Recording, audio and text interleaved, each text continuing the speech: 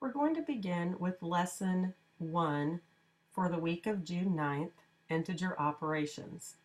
Hopefully you've already looked at the integer review to remind you of the rules for adding, subtracting, multiplying, and dividing integers. Let's go through these problems. Obviously 5 plus 6 is one that you learned way back when you were in the first grade, and so when we add two positives, we get a positive answer. Number 2 is something you probably discussed in 6th and 7th grade. When you add two negatives, you just add the two numbers and you get a negative answer or negative sum. Number 3 is a little bit more difficult because you're adding a positive and a negative. And when you do that, I'll show you what you're supposed to do. If you can do it without that, that's fine. But what you do when you have a positive and a negative is you actually subtract the two numbers. So you take the biggest one, subtract the smallest one, and you get 1. But then what I want to do is I want to look and see that I have more negatives. Because I have more negatives, my answer is going to be negative 1. The same with number 4. I'm adding a negative and a positive, so I'm going to subtract the two, and I get 1. And because this time I had more positives that I was adding, my answer will be positive. Number 5, I'm adding a negative and a positive. So again, I'll subtract the two. 25 minus 12 equals 13. I had more positives, so my answer is positive. Number 6, I'm adding a positive and a negative, so I'm going to subtract them.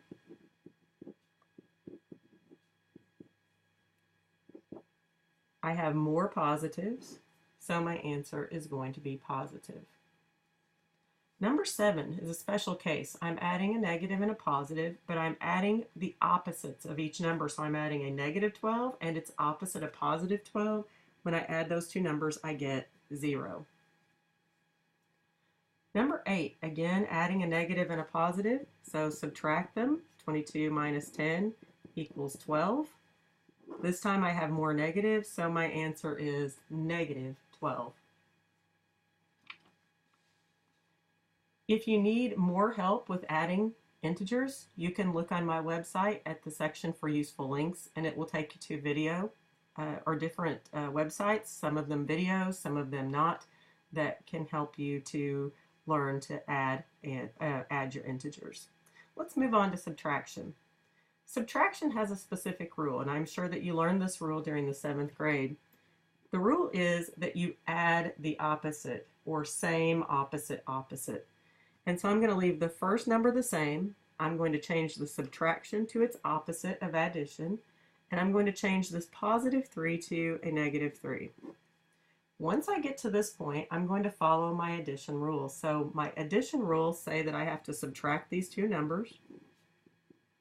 And because I have more negatives, my answer is going to be negative. Now some of you can just look at it and go in your head or on a number line that 2 minus 3 is going to be negative 1. Because you know that 2 minus 2 is 0, and if you subtract one more, it becomes a negative 1. Number 10, same rule, same, opposite, opposite. So we take negative 2, leave it the same, change the subtraction to addition, and the second number to its opposite, which is negative 3. Use your addition rules. You're adding two negatives. Add the two numbers and you get a 5, but they're negative, so your answer is negative. Number 11. Same rule. Same, opposite, opposite. Addition rules say that I add the numbers. They're both positive, so I have a positive result. Number 12. Negative 2, same, opposite, opposite. So now I have negative 2 plus 3. Again, I'm using my addition rules.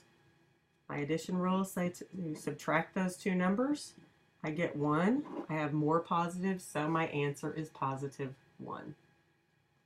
Again, if you are still having trouble with subtracting integers, please go to my website, look at the useful links section, and go to those websites and look for ways to practice your integers. There are also worksheets on the website or on different websites on the internet that you can use to practice.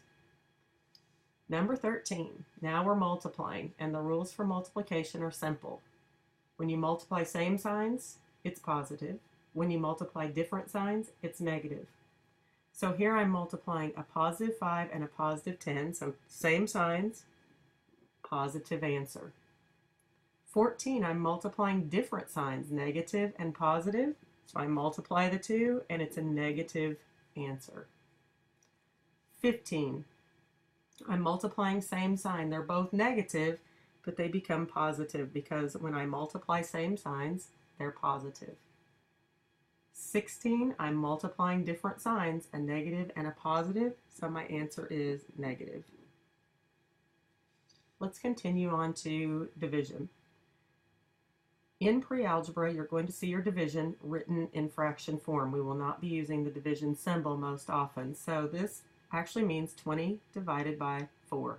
Same signs, same rules as multiplication. If I divide same signs, I get a positive answer. Number 18, same rules as multiplication. I'm dividing different signs, a negative divided by a positive, so I get a negative answer. 19, same thing. I have different signs, so I divide them and I get a negative answer. Number 20, I'm dividing same signs. They're both negative, but because they're same signs, I get a positive answer. Now remember, once you finish these video notes, you need to start the homework 1 for integer operations. That will be due in August. Please do not use a calculator. Using a calculator is not going to help you to learn to do integers, addition, subtraction, multiplication, and division of integers, because you will not be allowed to use a calculator in the classroom for this section. So please study it. This is one of the most important things you can know for pre-algebra. Study it, go through the review, go through the video notes again if you need to, do the homework, use the websites on my website, do a search of your own on Google, look for extra worksheets to help you, but this is a very important section that I need you to be able to do in August. So now that you're finished, if you are understanding it well, please go ahead and do homework 1. If not, also feel free to send me a message on my email and I will help you out.